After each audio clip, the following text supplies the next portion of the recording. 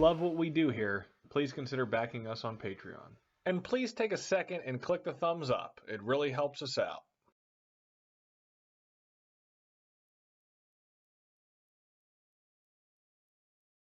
Dört büyük hanlığa bölündü. Kuzeyden İlhanlılarsa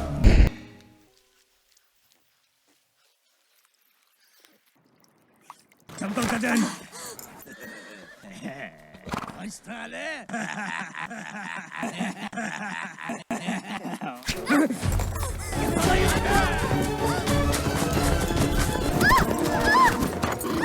Vay, gidecekti de.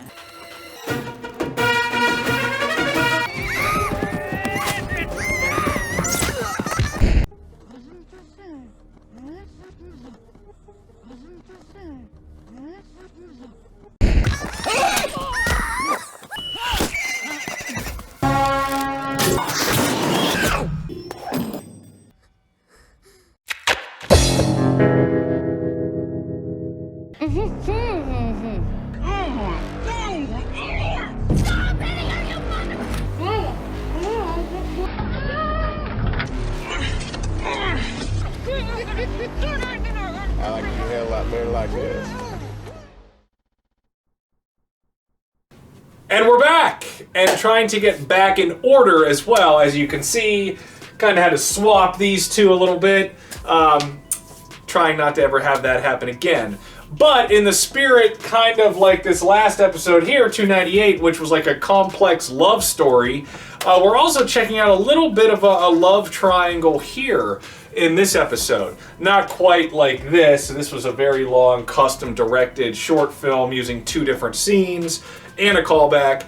This is not quite like that. This is actually from a Turkish movie, which is a surprise. When we think of Turkey and DID, we think of drama series and soap operas, not really movies. In fact, it kind of stunned me, you know, when I came across this and found it.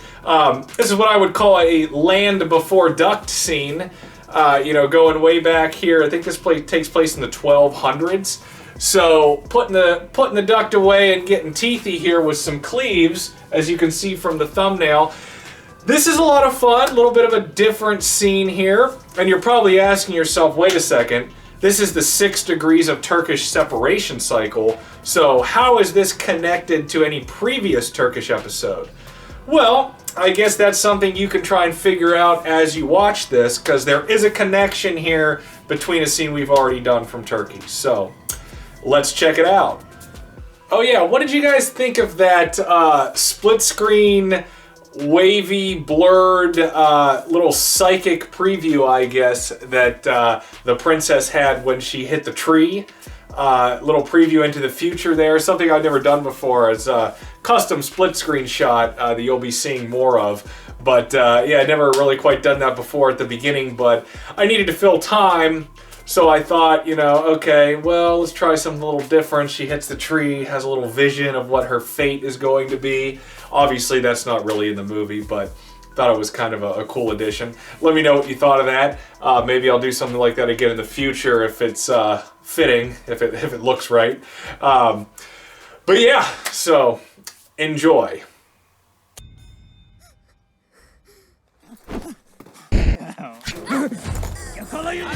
Vay, gidecektim. Dokuç anlayan dedim.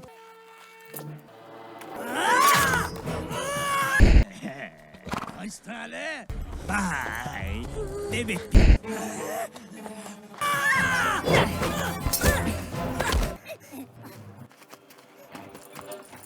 Çabuk ol kadın. 15. Royana.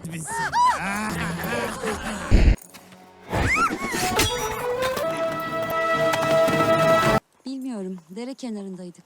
Öyle mi? Ne oldu? Ne gülüyorsun? Anlamam lazım. Dokuç Arnoyan kim biliyorsun herhalde? Bilmem. Kim? Sağ ol Karaoğlan. Hoşça kal. Aferin Kestane. Gel bakalım şimdi kendimize başka bir enayi. Kurtar beni. Dur. Dur peşime. Koşun gelin burada.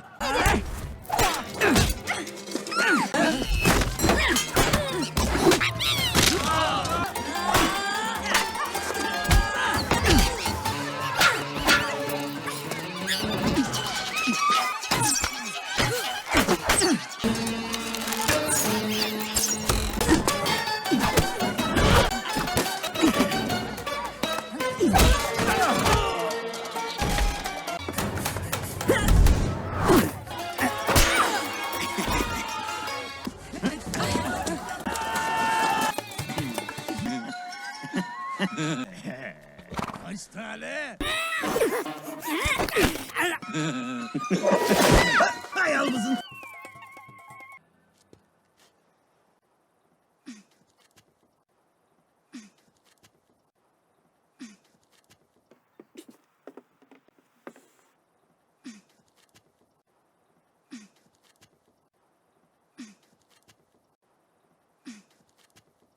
Çözün onları. Haytalığın bu sefer işe yaradı evlat. Öyle deme baba. Hayatımı kurtardın.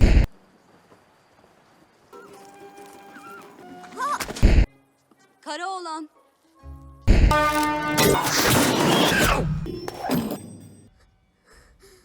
Çise?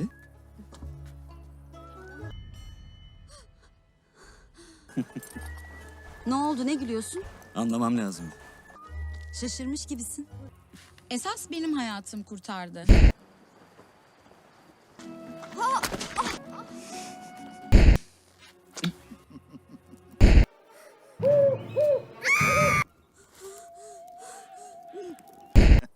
Kim olduğum ortada. Çise?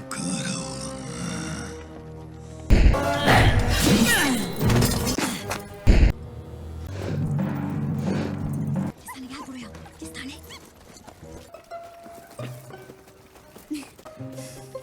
Da tek başına bırakacak değilim seni. Neden? Kurda kuşa yem olurum diye mi? Şimdi değil. Moğol topraklarına girip ilerlesinler iyice. Prenses Hazretleri uydu mu? Seni bulmuşken kaybetmeye hiç niyetim yok. Kurtar beni. Dur. Ne o, kıskandın mı? Kim, ben mi? Tabii canım. Hay almasın. Sence güzel mi? Oo, bunda sıkıntıdan burada keyif yap. Yavuklun mu? Yo. Burası soğudu artık. Dur be. Kıpırdama. Bırakın kızı!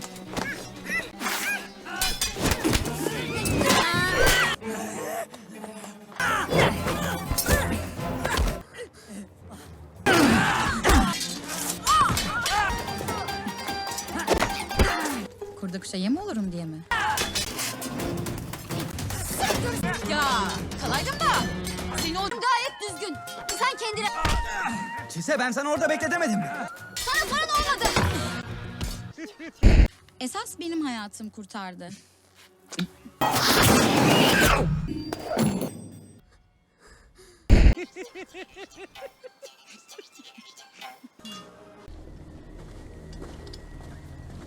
Bol bol idman yaptım ben. Kızdım, eline ne geçerse kafama atar. Etrafta gözcü kaynıyor, çok dikkatli ol. Sen sus.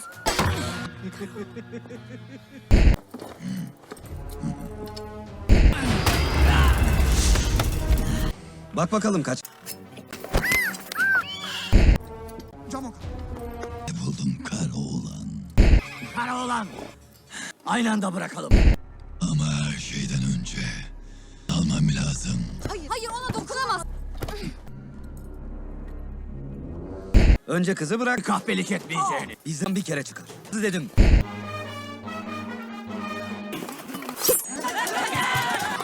Kara oğlan. Sağ ol kız. Borcuk, Camoka. sen burada nöbetçi kal. Baş üstüne Camoka.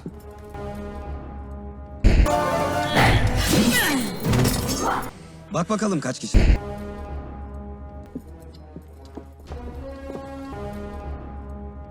Suç benim mi oldu şimdi? Senin tabii. Susun artık, susun da nasıl kurtulacağımızı düşünelim.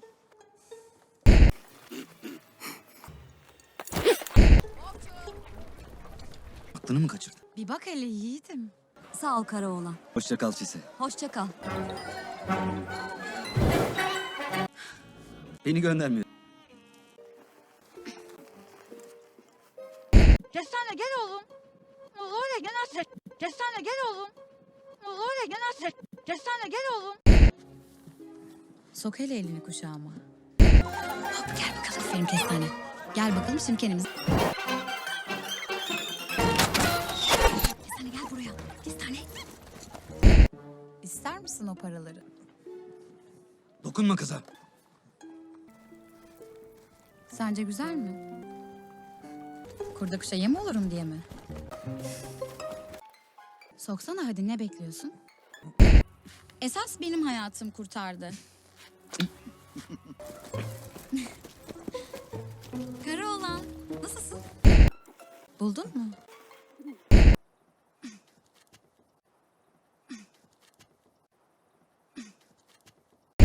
O benim kesen. Bir de hırsız mısın sen? Belliydi zaten. Sana mı düştü kara oğlanın tasası? Konuğumuzsunuz bizim. Retten buradayım. Sen sus. Bile geri vermeye çalışmadı. Otur. Bırakın kızı. Borçuk. Binin gidin atınıza, bir daha da karşıma çıkmayın. Hırsızlık ama senin bu yaptığın. Kurtar beni. Dur. Hırsızlık ha? Kara oğlan dinle. Diyelim ki Berkahan'ı buldun. Doğru dersin demesine de bu surların dışı çok tehlikeli Çise. Beni Camoka'ya veriyorlardı. Tek derdim kara oğlandı zaten. Sensin enayi. Zaten senin yüzünden oldu bunlar. Olduğunu atmasaydın burada Hayırdır? olmayacaktık. Nereye? Yatmaya. Nedense. Ne vardı peşimize takılmasan? Geldin onu korumaya çalışsan ne yapacaktın? Kendi ellerimle bırak. Aha. Bırakır mısınız? Ellerimle bırak. Aha. Bırakır mısınız? Ellerimle bırak. Aha. Bırakır mısınız? Ellerimle bırak. Bırakır mısınız? Sen bırak. Aha. Bırakır mısınız?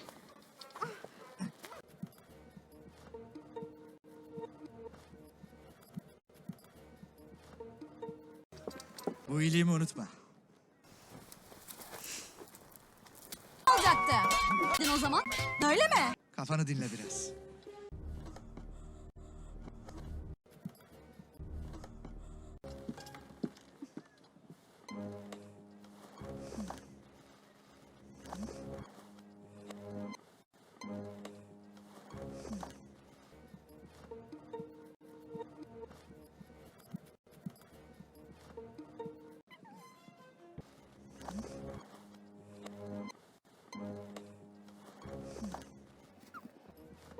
Kestane.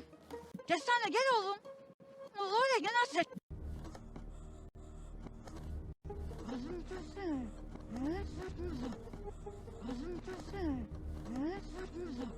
Kestane gel buraya oğlum. Gel. Kestane. Kestane gel oğlum. Oraya gel hasret. Kestane gel oğlum. Buraya gel. Kestane gel oğlum. Oraya gel hasret. Kestane gel oğlum. Sen buraya gel dedim. Azım tutsana. Azım tutsana. Azım tutsana. Azım tutsana. Azım tutsana. Tutsana. Azım tut.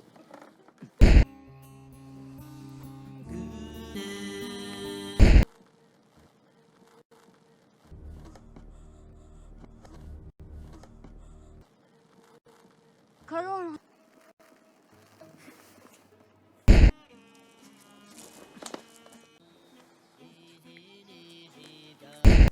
Karar. Kestane.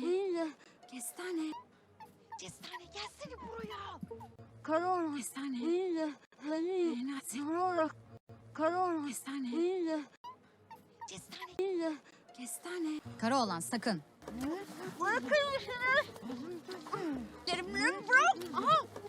Bırakır mısınız? Beklesin, ben onun ağzını sonra çözerim. Sana ne olmadı? Kara oğlan. Kestane. Kestane gel buraya oğlum.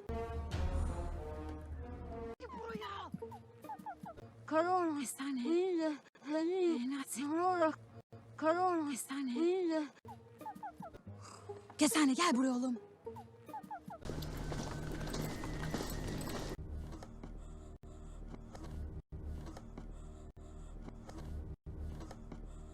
Kestane dedim. Bırak şimdi onları.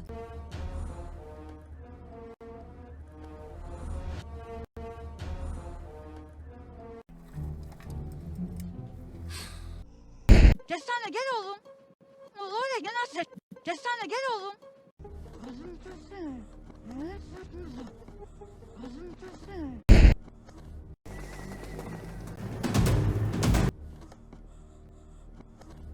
Aha!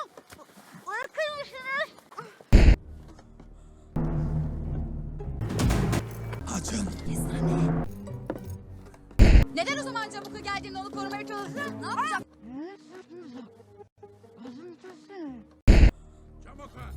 Söyle.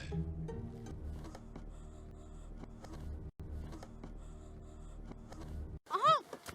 Bırakır mısınız? Dokuçer Noyan geldi.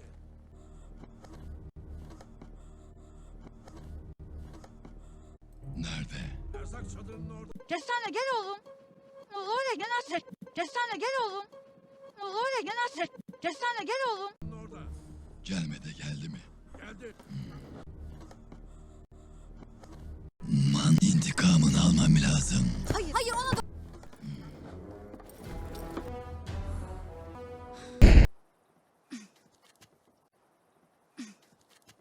İmdat! Bıraksana beni!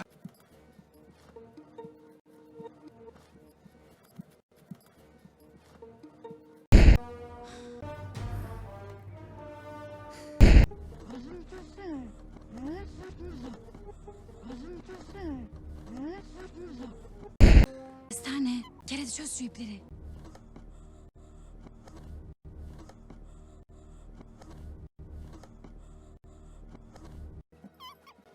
Aferin oğlum, gel.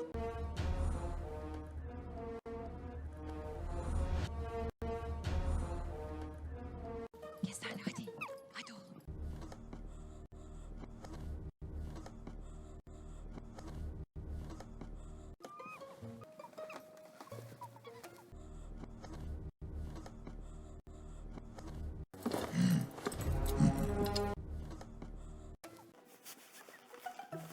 Aha! Bırakır mısınız? Kara olan sakın, sonra çözerim. Öbürlerini ne yapacaksın? Adamı parçalayacağım. O ne isterse onu yapsın.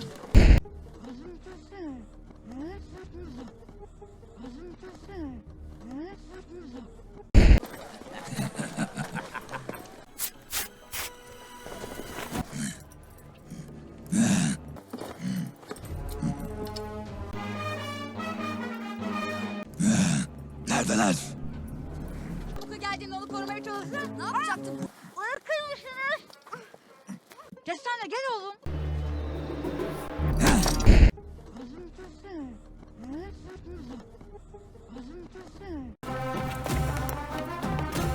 Çabuk'a! Yanıyor.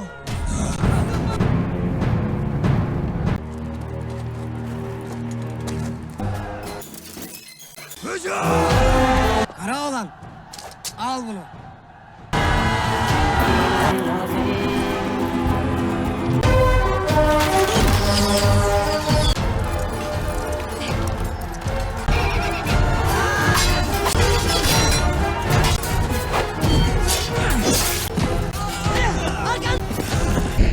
Güzel. Prenses geride kaldı yani. Yeter, hep prenses. Eksen! Geldim.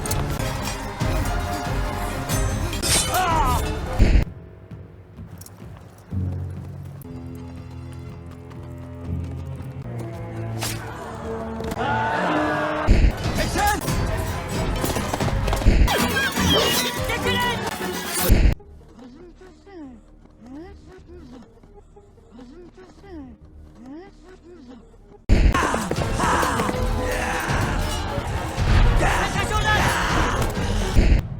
Başka çare yoktu. Mancılıklar yola çıktı mı? Akşama burada olur. Güzel.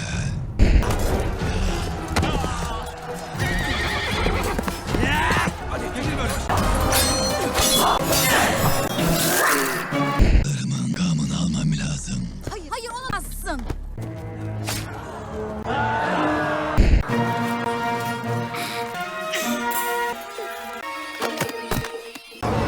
Çağan.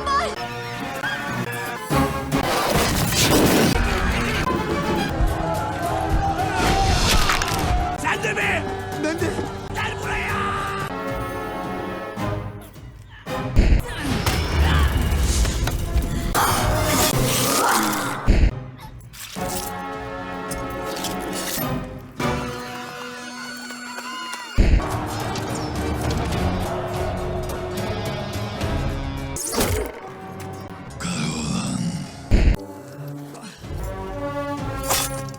Hayır.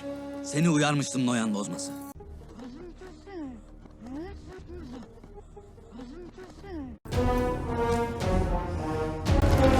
Hadi, hadi.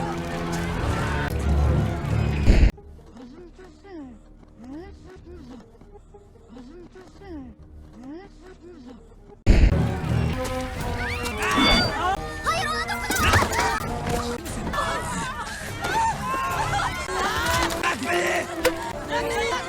Nereye? Yatmaya. Kara olan.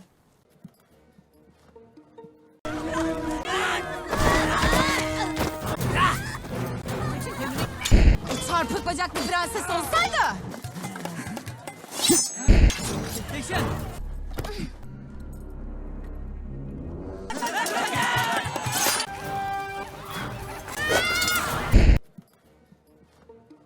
Kendi ellerim bırak. Aha. Bırakır mısınız? Çamoka!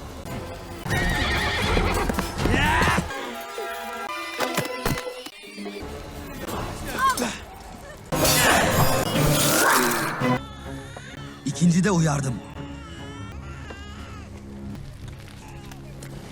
Kılıcını.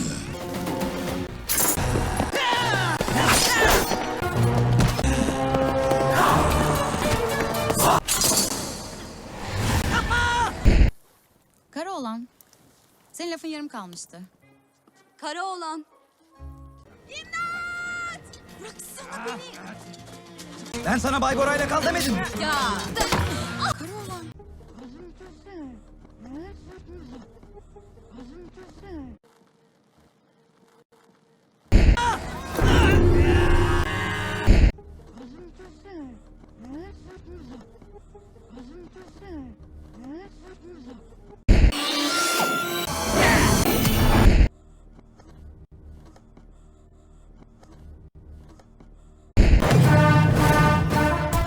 And Caroline swoops in with the very, very realistic baby. Just like this. Keep your hands so I can see him. Remember this from Adventures in Babysitting? Yeah, that thing they're tossing around looks just about as real.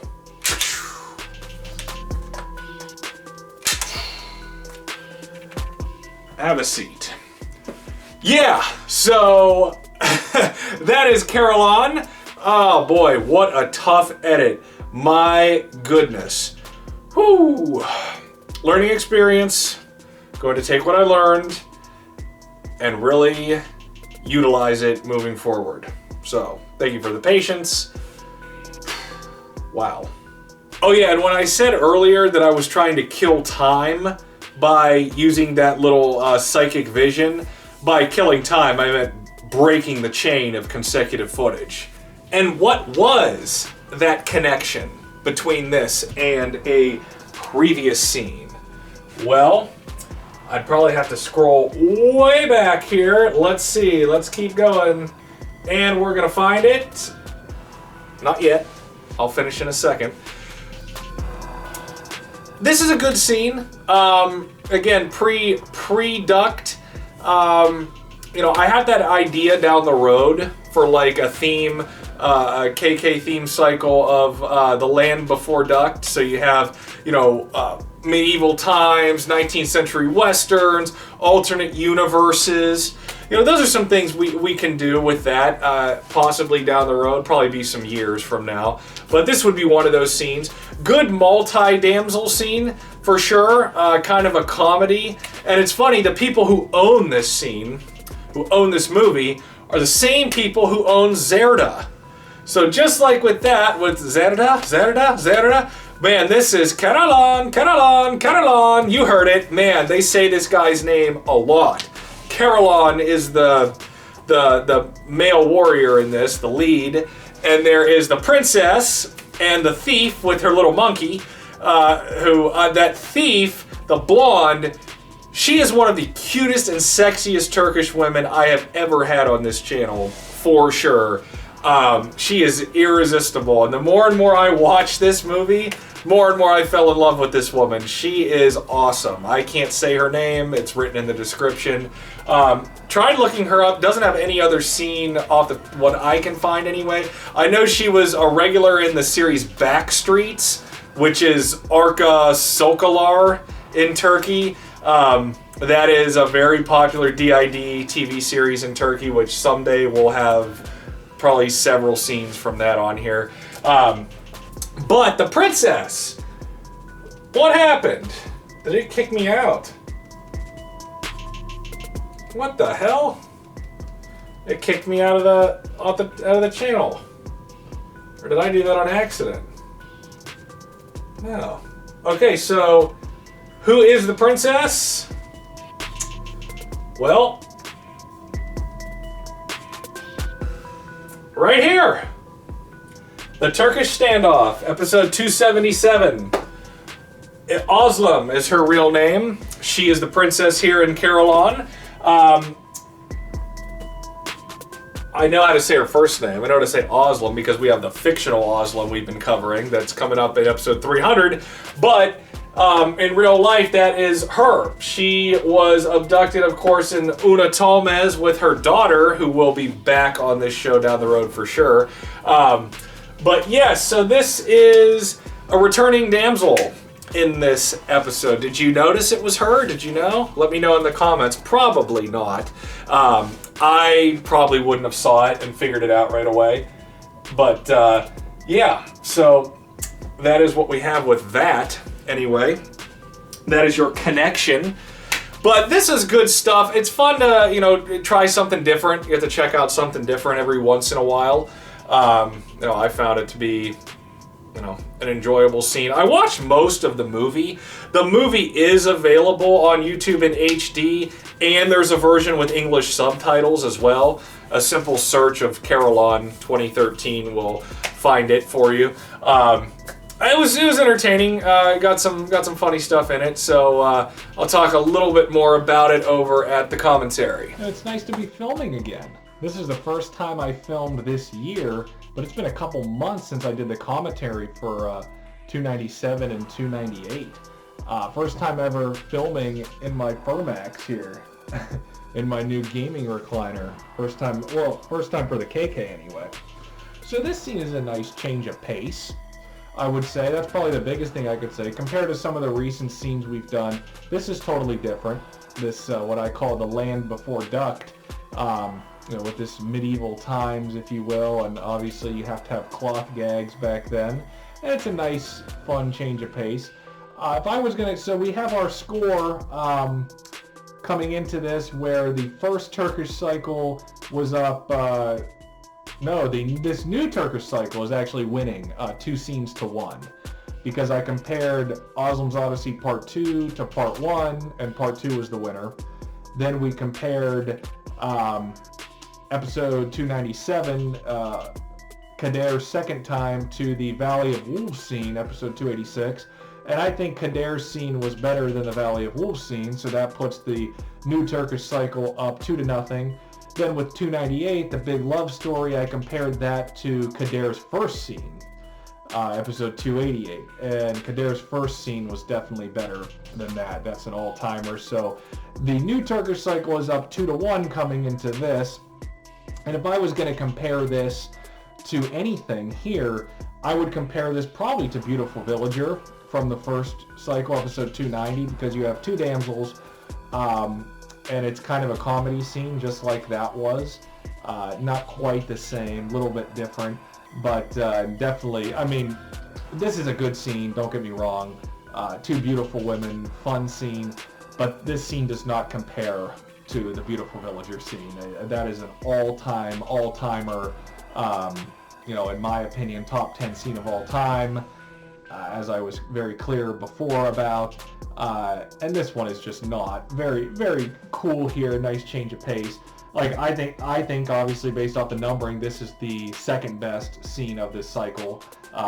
Not quite as long as some people would like. There's a couple partial treatments leading up to the full treatment here. But you know, this is fun, but this cannot compare to Beautiful Villager. So Beautiful Villager gets the win. So now we're tied. 2 scenes apiece between the first Turkish cycle and then this one, which means the only first cycle Turkish scene remaining is Zerda to compare to episode 300. And it's actually a very fair comparison. There's actually quite a bit of things they have in common, so it's funny it worked out this way. Zerda, as we know, is an all-time great. I told you episode 300 is an all-time great. That's going to be a battle to see, you know, which one I give the edge to on that. But yeah, it's just it's funny. This movie, Carolan knocks this dude, the bad guy. The bad guy in this is pretty cool too, with his deep voice. That guy, he's pretty unique. He flies off his horse. Yeah, there's this fighting scene in this. A couple of them where I'm pretty sure they filmed it on a green screen. Like they green screened the other people behind him, and then these guys are like on wires or something. I mean, it does not look that good. It's kind of entertaining at least. Well, yeah. So that's you know, it's an entertaining scene for sure. Good stuff, and you know, fun, something different. So let's head back to the TV. Yeah. So that is Carolan, which you know, again, this was a nice change of pace from some of the stuff we've been doing. It's kind of cool. I really like the scenery in this movie and stuff. When they get towards the end, especially with the battle, like a big wide open field, all these people on horses fighting, which I showed some of in the edit. It seemed like it's a pretty entertaining movie. The ending's kind of anticlimactic for sure, but seemed like, you know, it was a good DID scene, comedy scene. I did my best to extend it as much as possible. And yeah, like I had mentioned, the blonde is just to die for sure. She is excellent. And Özlem here is also, she's cute, no doubt about it. You know, she does a nice job in this as well. But yeah, that's what we have for Carolan. And we're moving ahead to episode 300, which is an all-timer. All-time great. The fictional Özlem will be returning instead of the real-life Özlem. This is going to be fun. So, enjoy the highlight reel. I will see you guys soon.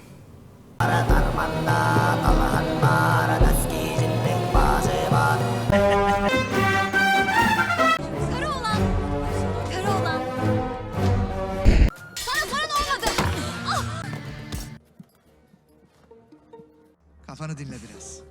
Aha! Bırak! Aha! Bırakır mısınız?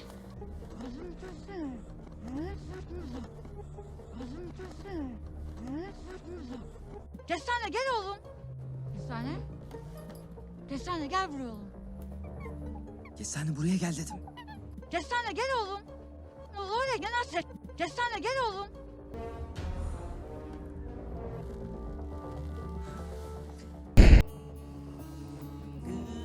Kalıyorsun ha? Benim için. Kestane. Kara olan sakın. Bizi kurtaracağını biliyordum. Bakma zamanıdır.